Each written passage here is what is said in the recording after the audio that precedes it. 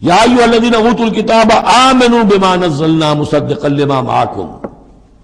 اب یہاں پر اس لعنت و ملامت کے ساتھ ہی وہ دعوت بھی ہے. یہاں پہ جو چیزیں ملی ہوئی ہیں جیسے کہ ہم نے دیکھا سورہ بقرہ اور آل عمران میں وہ علیحدہ علیحدہ مقامات تھے. اے وہ لوگوں جنہیں کتاب دی گئی تھی، اوتوا الکتاب آمنوا بما نزلنا، ایمان لاؤ اس پر کہ جو ہم نے نازل کیا ہے، مصدقا لما معکم، اس جو کہ تصدیق کرتے ہوئے آیا ہے اس کی جو تمہارے پاس ہے. من قبل ان نطمس وجوہا، اس سے پہلے کہ ہم چہروں کو مٹا دیں.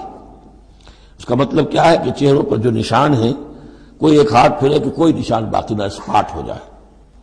فنردھا علی ادبارہا، پھر ان کو ان کی پیٹھوں کی طرف موڑ دیں، چہرہ پیچھے اور گدی سامنے.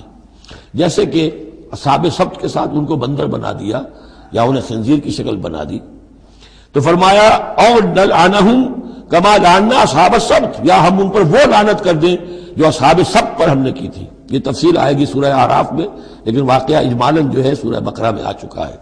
وَكَانَ أَمْرُ اللَّهِ مَفْعُولًا، تو اس سے پہلے تم ایمان لے آؤ، ورنہ اللہ کا معاملہ جو ہے وہ تو ہو کر رہنا ہے.